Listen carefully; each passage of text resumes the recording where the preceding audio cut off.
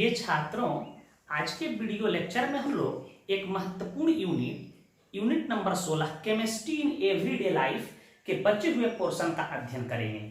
पिछले संडे को हम लोग इसके पोर्शन फूड एडिटिव को देखे थे, जिसके अंतर्गत हम लोग अध्ययन किए थे कि फूड प्रिजर्वेटिव क्या है, कौन कौन से फूड प्रिजर्वेटिव होते हैं, इनका प्रयोग कहाँ कहाँ किया जाता है, एंटीऑक्सीडेंट क्या है, कौन कौन महत्वपूर्ण एंटीऑक्सीडेंट हैं, इनका प्रयोग कहाँ किया जाता है, और कुछ फूड कलर के बारे में भी हमने आप चर्चा किया था।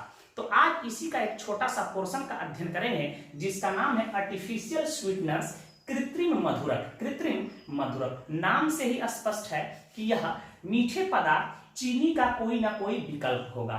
तो आपके दिमाग में आता होगा कि सर ये कृत्रिम मधुरक क्या है, और दूसरा प्रश्न आता होगा कि सर इसकी आवश्यकता क्यों पड़ी, जब चीनी मार्केट में था ही तो इसकी आवश्यकता क्यों पड़ी, गुड़ मार्केट में था ही तो इसकी आवश्यकता क्यों पड़ी। तो पहला बात जानिए, एक प्रकार का यह ऑर्गेनिक कंपाउंड है जिसको हम लोग प्रयोगशाला में ही बनाते हैं, जो चीनी के तुलना में कई गुना ज्यादा मीठा होते हैं, और इसे लेने से हमारे शरीर को ऊर्जा नहीं मिलती है, अर्थात यह हमारे शरीर में ऊर्जा प्रदान नहीं करता, कैलोरी को ऐड नहीं करता। और एक इसकी दूसरी खूबी है कि यह हमारे दांत को क्षय नहीं होने देता है, दांत को गिरने नहीं देता है। आप देखे होंगे, सुने होंगे कि जो चीनी मीठा चॉकलेट ज्यादा खाता है उसका दांत पहले गिर जाता है। तो इसकी दो खूबी है कि यह चीनी का विकल्प है, मीठे पदार्थ का विकल्प है, कृत्रिम ढंग से बनाया जाता है, और यह हमारे शरीर को ऊर्जा प्रदान नहीं करता है, दांत को क्षय नहीं करता है। बहुत ऐसे पदार्थ हैं, कुछ फेमस कृत्रिम मधुरक का हम लोग नाम जानेंगे, जैसे सेक्रीन, एलिटेम, सुक्रालोज, एस्पार्टेम, डल्सीन, जितने भी एल सुगर वो होते हैं वो सब इसके एग्जाम्पल हो सकते हैं। तो पहले हम लोग इसको डिफाइन करें, बारी बारी से सबको हम लोग देख लेंगे। तो कोई पूछे कि आर्टिफिशियल स्वीटनर्स क्या है, तो कहना वैसा ऑर्गेनिक कंपाउंड, वैसा ऑर्गेनिक कंपाउंड्स जो सुक्रोज, जिसको चीनी कहते हैं, सुक्रोज के तुलना में ज्यादा मीठा होता है तथा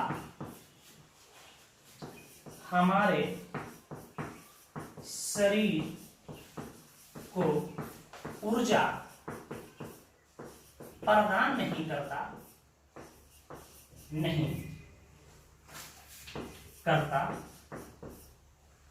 है, उसे आर्टिफिशियल स्वीटनर्स कहा जाता है।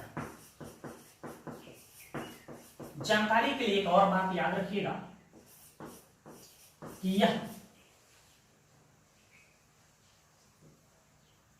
यह ऊर्जा प्रदान नहीं करता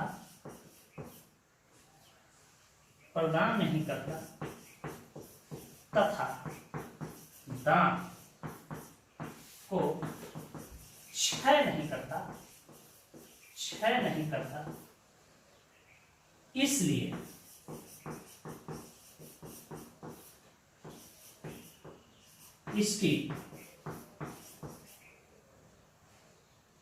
इसकी आवश्यकता पड़ी, अर्थात चीनी के विकल्प के तौर पे इसका हम लोग प्रयोग करते हैं। इसके दो खूबी है कि ये ऊर्जा प्रदान नहीं करता, साथ ही दांत को क्षय नहीं करता, इसलिए इसकी आवश्यकता पड़ी, या चीनी के विकल्प के तौर पे इसका यूज करते हैं।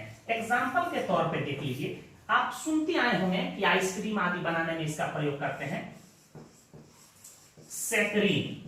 ये सेक्रीन बहुत ही प्रचलित कृत्रिम मधुरक है। यह खुद जल में अघुलनशील होता है और बायोडिग्रेडेबल नहीं होता है, याद रखिएगा, अर्थात जल को प्रदूषित करेगा, परंतु इसके सोडियम, पोटेशियम और कैल्शियम लवण मार्केट में बिकते हैं, जिसका प्रयोग हम लोग कृत्रिम मधुरक के तौर पे करते हैं, जो जल में घुलनशील होता है। इसके अलावा एलिटेम एक कृत्रिम मधुरक है, जिसको हाई पोटेंसी स्वीटनर्स के नाम से जाना जाता है। दुनिया का सबसे मीठा पदार्थ अभी तक यही है, एलिटेम। इसके अलावा सुक्रालोज, SUCRALOS, कुछ किताब सुक्रोलोज लिखती हैं, सुक्रालोज होते हैं, ये याद रखिएगा। यह शुगर का ट्राइक्लोरो डेरिवेटिव्स होता है। इसके अलावा एस्पार्टेम, ETC, यह सब कृत्रिम मधुरक है। तो कुछ कृत्रिम मधुरक का नाम भी याद रखिएगा। कभी कभी एक प्रश्न पूछ देता है कि बताइए डायबिटिक पेशेंट, मधुमेह रोगियों के लिए मिठाई बनाने के लिए किस कृत्रिम मधुरक का प्रयोग करते हैं? तो आप बोल सकते हो सर सेक्रीन का प्रयोग कर सकते हैं, सुक्रालोज का प्रयोग कर सकते हैं, एलिटेम का प्रयोग कर सकते हैं, क्योंकि यह कैलोरी फ्री होते हैं, यह शरीर में ऊर्जा ही नहीं देता। तो यहां नोट में याद रख लीजिएगा, मधुमेह रोगियों के स्वीट्स का मतलब होता है मिठाई, बनाने के लिए SACCH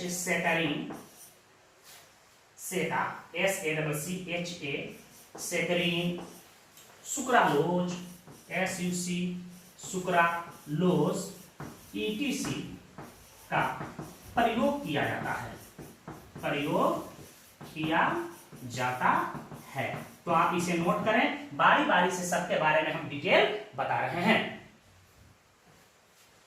तो एक प्रमुख कृत्रिम मधुरक है सेक्रीन, जिसको अर्थोसल्फोबेंजीमाइड के नाम से जाना जाता है। इसकी खोज 1879 में हुआ था। इससे एक दो ऑब्जेक्टिव क्वेश्चन पूछे जाते हैं, दिमाग में रख लीजिएगा। यह प्रथम सर्वाधिक उपयोग में आने वाला मधुरक है। यह चीनी के तुलना में, शक्कर के तुलना में 550 गुना ज्यादा मीठा होता है। यह जल में अघुलनशील होता है, परंतु इसके सोडियम और पोटेशियम लवण, कैल्शियम लवण जल में घुलनशील होता है। ठीक है, याद रखिएगा। और ये बायोडिग्रेडेबल नहीं होते हैं। यदि ये जल में घुल करके जल में मिलते हैं तो जल को यह प्रदूषित करते हैं। याद रखिएगा, क्वेश्चन कई बार कंपटीशन में उठा है कि सेक्रीन जो है बायोडिग्रेडेबल होता है या बायोडिग्रेडेबल नहीं होता है। ठीक है, इसके सोडियम, पोटेशियम और कैल्शियम साल्ट का ही प्रयोग हम लोग कृत्रिम मधुरक के रूप में इस्तेमाल करते हैं, जो मार्केट में बिकता है। तो सेक्रीन का स्ट्रक्चर भी देख लीजिएगा, इसी को सेक्रीन कहते हैं, ध्यान दीजिएगा। यह सेक्रीन है।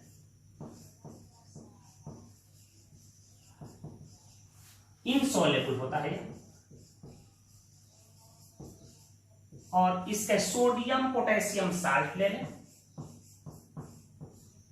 C double bond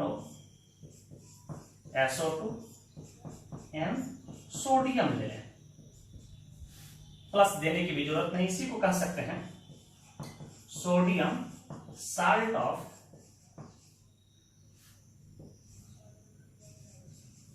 salt of saccharin. यदि यहां पोटेशियम लगा देने में तो पोटेशियम साल्ट ऑफ सेक्रीन हो जाएगा। यह मार्केट में बिकता है। याद रखिएगा, यह सोलेबल होता है, सोलेबल इन वाटर, यह जल में घुलनशील होता है और इसी का प्रयोग हम लोग आर्टिफिशियल स्वीटनेस के तौर पे करते हैं। एक नोट में बात याद रखिएगा कि सेक्रीन, या यह मैं लिख देता हूं, यह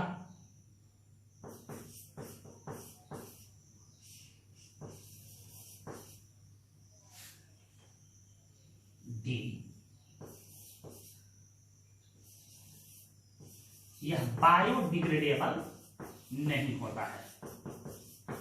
इसका मतलब है कि यह जल को प्रदूषित करेगा। यदि पानी में मिलके यह जाएगा तो जल में उपस्थित बैक्टीरियो के द्वारा यह अपघटित नहीं होगा, अर्थात यह जल को प्रदूषित करेगा।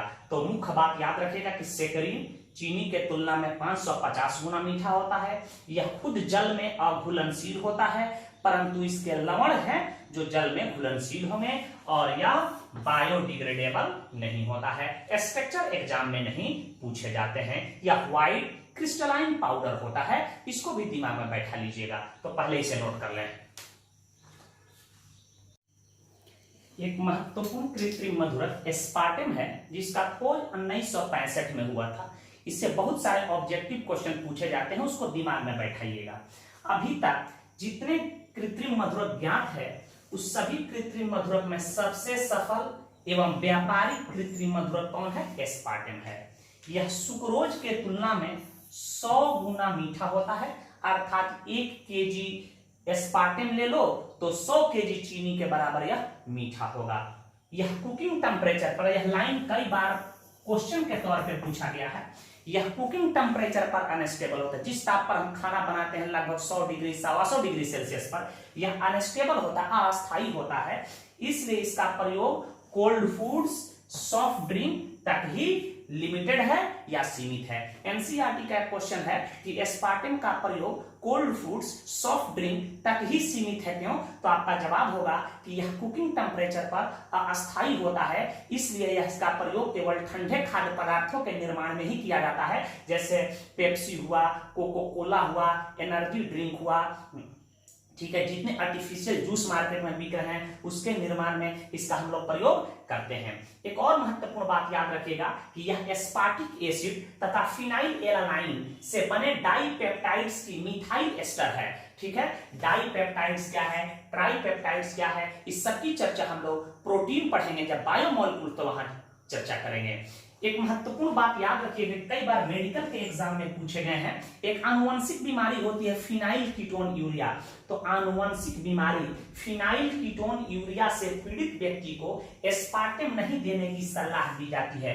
यदि इस बीमारी से कोई व्यक्ति पीड़ित हो और इस स्वीटनर्स का प्रयोग वह कर रहा है, तो हो सकता है कि उसकी बीमारी बढ़ जाए या उसको वह दूसरे बीमारी से ग्रसित हो जाए। तो कोशिश करना चाहिए कि ऐसे रोग से जो व्यक्ति पीड़ित हो उसको यह स्वीटनर्स न दिया जाए। तो इसे नोट कर लें।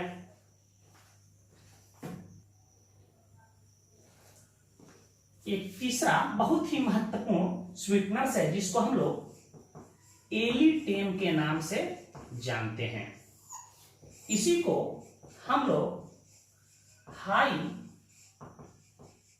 हाई पोटेंसी स्वीटनर्स के नाम से, हाई पोटेंसी स्वीटनर्स के नाम से जानते हैं। इसका खोज 1980 में हुआ था। कब हुआ था? 1980 में।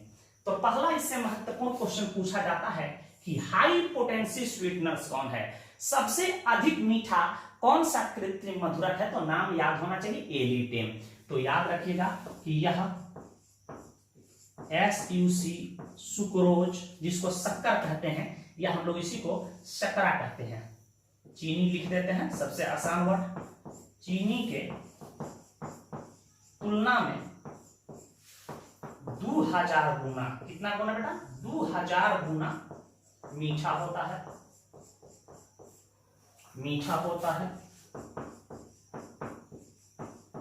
दूसरा महत्वपूर्ण बात याद रखिएगा कि यह एस्पार्टेम के तुलना में, एस्पार्टेम के तुलना में कुकिंग टेम्परेचर पर ज्यादा अस्थायी होता है।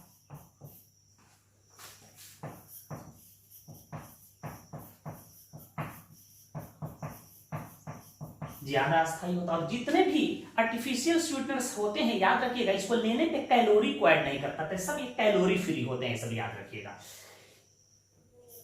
इससे संबंधित एक बहुत ही महत्वपूर्ण नोट से याद रखिएगा, क्वेश्चन पूछा जाता है तो एलिटेम के यूज करने से कौन सी समस्या उत्पन्न हो जाती है? तो यह इतना मीठा पदार्थ होता है कि इसके मिठास को नियंत्रित करना कठिन होता है। तो एनसीईआरटी का एक प्रश्न है कि एलिटेम के साथ कौन सी प्रबल समस्या पाई जाती है? तो आप जवाब दीजिएगा, एलिटेम हाई पोटेंसी स्वीटनर्स है। यह चीनी के तुलना में 2000 गुना मीठा होता है। इसके मिठास को नियंत्रित करना कठिन होता है, यही इसके साथ प्रबल समस्या है। तो नोट में आप लिख लीजिएगा, एलिटेम के पास, एलिटेम के पास यह प्रबल समस्या है, यह प्रबल समस्या है कि इसके मिठास को नियंत्रित नियंत्रित करना कठिन होता है, कठिन होता है। थोड़ा सा मेरे हिंदी पर ध्यान दीजिएगा, बड़ा ही मजबूत हिंदी है, आप तो वैसे जान ही रहे हैं। तो एलिटेम के पास यह प्रबल समस्या है कि इसके मिठास को नियंत्रित करना कठिन होता है। तो इसे भी आप नोट कर लें। एक महत्वपूर्ण कृत्रिम मधुरक है जिसको सुक्रालोज कहते हैं। इसकी खोज 1976 में हुआ था। यह दांत को क्षय नहीं करता है और बिल्कुल कैलोरी को नहीं देता है, इसलिए इसे कभी कभी कैलोरी फ्री स्वीटनर्स के नाम से भी जाना जाता है। यह सुक्रोज के तुलना में, यह लाइन एकदम याद रखना है जो बोर्ड एग्जाम में पूछे जाते हैं, यह सुक्रोज के तुलना में, चीनी के तुलना में 600 गुना मीठा होता है। यह चीनी का, शुगर का ट्राइक्लोरो डेरिवेटिव्स होता है तथा इसकी भौतिक अवस्था और स्वाद बिल्कुल चीनी के तरह होता है। यह कुकिंग टेम्परेचर पर स्टेबल होता है, याद रखिएगा। जैसे एस्पार्टेम कुकिंग टेम्परेचर पर अनस्टेबल होता है, यह वैसा नहीं होता है, यह कुकिंग टेम्परेचर पर स्टेबल होता है। तो ये बातें आप निश्चित रूप से याद रखिएगा। एक कृत्रिम मधुरक है डल्सीन, यह चीनी के तुलना में 250 गुना मीठा होता है, याद रखिएगा। यह महत्वपूर्ण नोट्स है, इसको भी दिमाग में बैठा लीजिएगा। डी शुगर के तरह से एल शुगर जितने भी होंगे, जैसे एल ग्लूकोज, एल गैलेक्टोज, ये सब कृत्रिम मधुरक का कार्य करते हैं। देखिए एल ग्लूकोज क्या है, डी ग्लूकोज क्या है, आपको हम कार्बोहाइड्रेट में बताएंगे कि यदि कार्बोहाइड्रेट का हम स्ट्रक्चर लिख रहे हैं, लास्ट कायरल कार्बन एटम के बाएं साइड OH ग्रुप जुड़ा हो तो उसको एल कन्फ्यूग्रेशन कहते हैं, और दाहिने साइड जुड़ा हो तो उसे डी कन्फ्यूग्रेशन कहते हैं। तो एल ग्लूकोज, एल गैलेक्टोज अर्थात एल शुगर जितने भी होंगे वह स्वाद में तो मीठे होंगे परंतु यह एनर्जी को नहीं देता है। साथ ही हमारे शरीर में कोई ऐसा एंजाइम नहीं है कि एल शुगर को डाइजेस्ट कर ले, पचा ले, या हमारे शरीर में वह मेटाबोलाइज हो जाए। तो यदि हम L glucose, L galactose, L sugar को लेते हैं तो वह पेशाब के रास्ते निर्गत हो जाता है। हमारे शरीर में कोई ऐसा एंजाइम नहीं है जो एल शुगर को मेटाबोलाइज कर ले। तो इस बात को याद रखिएगा, इसे नोट कर लें। हम कुछ आपको ऑब्जेक्टिव क्वेश्चन बता रहे हैं जो बोर्ड और कंपटीशन में पूछे जाते हैं। और भी महत्वपूर्ण कृत्रिम मधुरक हो सकते हैं, लेकिन कृत्रिम मधुरक 4-5 जो प्रमुख है उसको याद रखिएगा। सेक्रीन है जो चीनी के तुलना में 550 गुना मीठा होता है। एस्पार्टेम है जो सबसे सफल एवं व्यापारिक कृत्रिम मधुरक है जो चीनी के तुलना में 100 गुना मीठा होता है, और यह कुकिंग टेम्परेचर पर अनस्टेबल होता है, इसलिए इसका प्रयोग ठंडे फूड तक ही सीमित है। एलिटेम जिसको हाई पोटेंसी स्वीटनेस कहते हैं, दुनिया का सबसे अधिक मीठा कृत्रिम मधुरक है, इसको भी याद रखिएगा। इसको सुक्रालोज कहते हैं, यह चीनी के तुलना में 600 गुना मीठा होता है। डल्सीन चीनी के तुलना में 250 गुना मीठा होता है। तो छोटा छोटा ऑब्जेक्टिव क्वेश्चन आपको इससे तैयार रखना है बोर्ड एग्जाम के लिए। इसे नोट कर ले, हम ऑब्जेक्टिव क्वेश्चन बता रहे हैं। 2 क्वेश्चंस ऑब्जेक्टिव टाइप आपके सामने दिया गया है, इसका उत्तर आपको देना है। निम्न में से कौन हाई पोटेंसी स्वीटनर्स है? तभी बताए हैं कि दुनिया का सबसे मीठा कृत्रिम मधुरक है एलिटेम, तो आपको याद होना चाहिए। तो ऑप्शन में दिया है एलिटेम, सेक्रीन, सुक्रालोज, एस्पार्टेम। तो आपका करेक्ट उत्तर क्या होगा? एलिटेम। यह दुनिया का सबसे हाई पोटेंसी स्वीटनर्स माना गया है। यह चीनी के तुलना में 2000 गुना मीठा है। दूसरा क्वेश्चन कह रहा है कि एस्पार्टेम का प्रयोग ठंडे खाद्यों तथा पेय पदार्थों तक सीमित है क्योंकि, आपको बताना है कि एस्पार्टेम का प्रयोग पेय पदार्थों तक, ठंडे खाद्य पदार्थों तक इसका उपयोग सीमित है। क्यों? ऑप्शन 1 दिया है, यह शकरा से 550 गुना मीठा होता है। बिल्कुल यह ऑप्शन सही नहीं है। यह कुकिंग टेम्परेचर पर अनस्टेबल होता है, यह कुकिंग टेम्परेचर पर अनस्टेबल होता है। बिल्कुल इसी के कारण इसका प्रयोग कोल्ड फूड्स और कोल्ड ड्रिंक्स तक ही इसका प्रयोग सीमित है। तीसरा ऑप्शन दिया गया, खाद्य पदार्थ से अभिक्रिया करता है। बिल्कुल यह बात गलत है। यह कुकिंग टेम्परेचर पर कड़वा हो जाता है, यह बात गलत है। यह बात गलत है, बात आप समझ गए होंगे, इसे नोट करें। क्वेश्चन 3 कह रहा है कि सेक्रीन सुक्रोज के तुलना में मीठा होता है।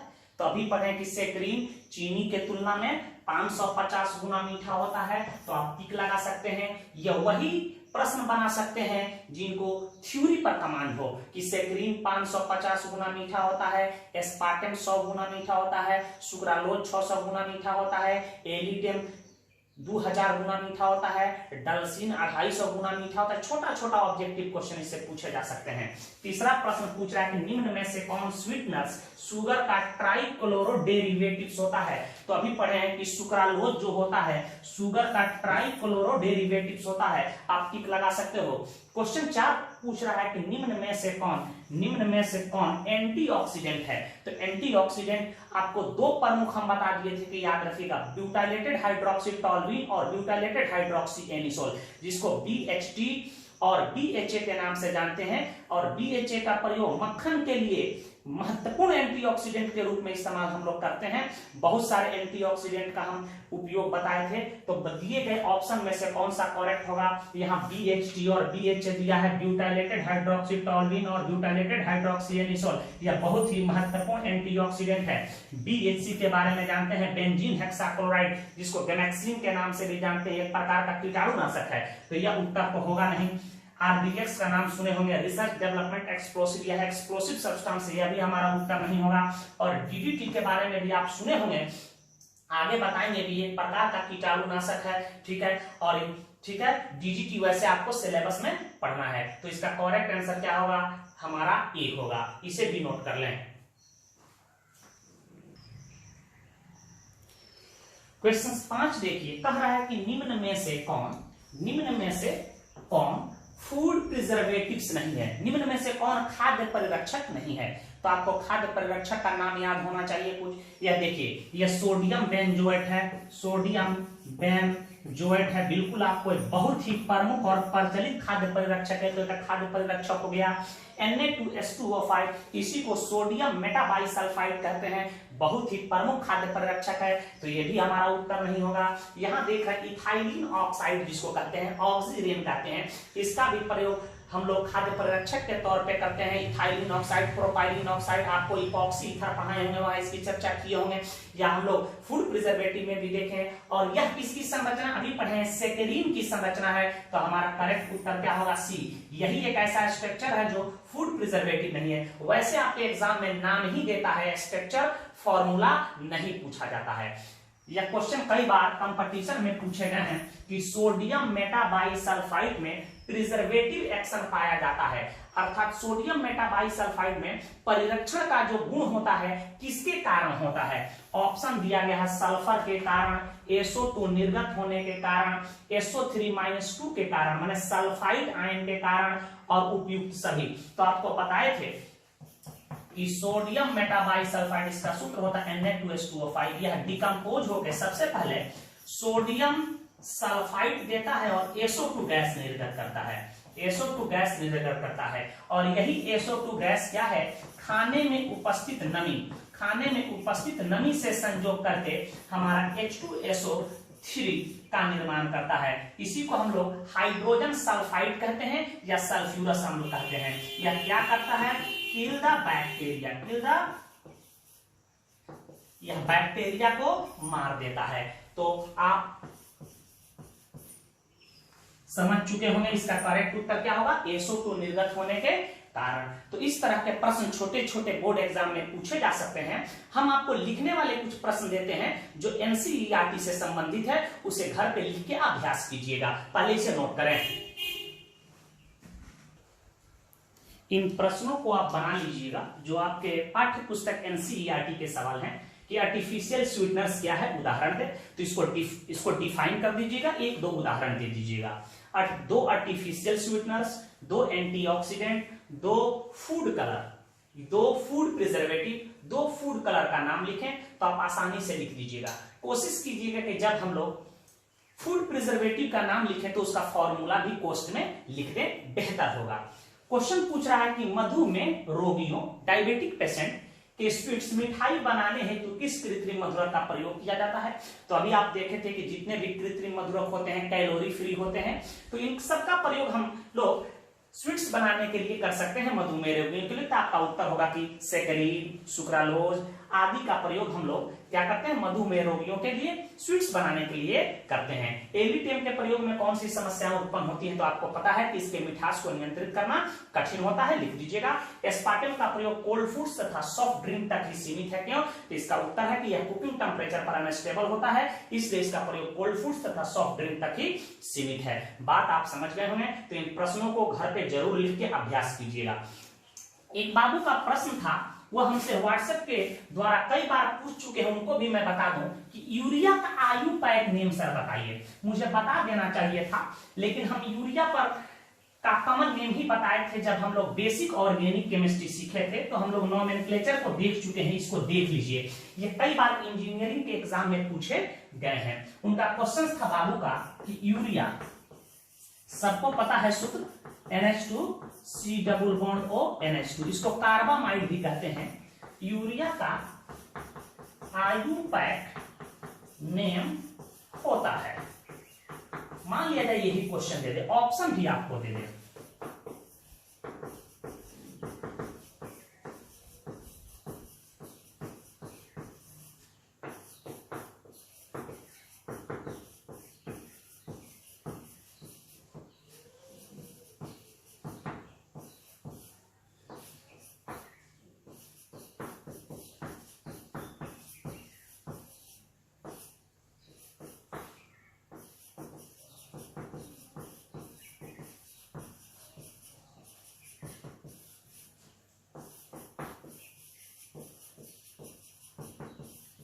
चार पांच ऑप्शन दिया है, डाई एमिनोमिथेनॉन, एमिनोमिथेनामाइड, सी में ए और बी बोथ, एमिनोफॉर्मामाइड और कार्बामाइड। इसका आयु पैक नेम बताना है, तो यहां मैं इसको डिस्कस कर रहा हूं, ध्यान से देखिए। इसका सूत्र ही होता है NH2 C double bond O NH2। कुछ लोगों का मानना है कि सर इसको एमीन ग्रुप मान लीजिए और इसको कीटोन ग्रुप मान लीजिए, तो इसमें दो फंक्शनल ग्रुप दिखाई दे रहे हैं, एक एमीन ग्रुप और एक कीटोन ग्रुप। तो कीटोन ग्रुप एमीन ग्रुप से सीनियर होता है, तो यह भी हमारा सब्स्टिट्यूएंट का काम करेगा, तो इसका नाम होगा डाई एमिनो। और एक कार्बन वाले कीटोन का नाम हो सकता है मीथेनॉन। तो इसका एक आयु पैक नेम हो गया डाई एमिनो मीथेनॉन। इसको हम ऐसे भी बना सकते हैं, ध्यान दीजिएगा, यही यूरिया है। कुछ लोगों का मानना हो सकता है कि सर इसमें दो फंक्शनल ग्रुप है, एक एमाइड ग्रुप दिखाई दे रहा है और एक एमीन ग्रुप। तो एमाइड सीनियर होता है, एमीन जूनियर होता है, तो यह सब्स्टिट्यूएंट का काम करेगा। और एक कार्बन पे है, कार्बन नंबर 1 से जुड़ा हुआ है, तो इसका नाम हो जाएगा एमीनो, और एक कार्बन वाले एमाइड का नाम क्या हो जाएगा, मीथेनामाइड। इसी का कॉमन नेम हो सकता है एमिनोफॉर्मामाइड। तो देख रहे हैं कि इसका दो ही आयु पैक नेम संभव है। इसका आयु पैक नेम क्या है, दो ही संभव है। इसी को कार्बामाइड, यूरिया या एमिनोफॉर्मामाइड कहते हैं, वही खादर नाइट्रोजन जो हम लोग खेत में छिड़कते हैं। तो हमारा आंसर दो करेक्ट हो रहा है, डाई एमिनोमिथेनॉन, एमिनोमिथेनामाइड और ए और बी बोथ। तो हमारा करेक्ट आंसर सी होगा। बहुत लड़के डाई एमिनोमिथेनॉन पे टिक लगा देंगे, बहुत एमिनोमिथेनामाइड पे टिक लगा देंगे, कुछ लोग कार्बामाइड का नाम सुनते हैं कि यूरिया का होता है, इस पर टिक लगा देंगे, लेकिन करेक्ट आंसर हो रहा है सी। तो इसे नोट कर लीजिएगा। वैसे हम लोग नोमेनक्लेचर को समाप्त कर चुके हैं और एरोमेटिक कंपाउंड को शुरू करने वाले थे। तो हम लोग एरोमेटिक कंपाउंड को जब ही देख लेंगे, उसके बाद हम लोग एनसीईआरटी के प्रॉब्लम को बना लेंगे, और उसके बाद डेली प्रैक्टिस प्रॉब्लम शीट जो हम आपको देंगे बुकलेट, पीडीएफ फॉर्मेट में या प्रिंटेड फॉर्मेट में, उसको बना लीजिएगा। हमेशा के लिए नोमेनक्लेचर से संबंधित आपका समस्या समाप्त हो जाएगा। तो सारे पीछे दिए गए बातों को आप रिवाइज कीजिएगा, समय का सदुपयोग कीजिएगा। धन्यवाद।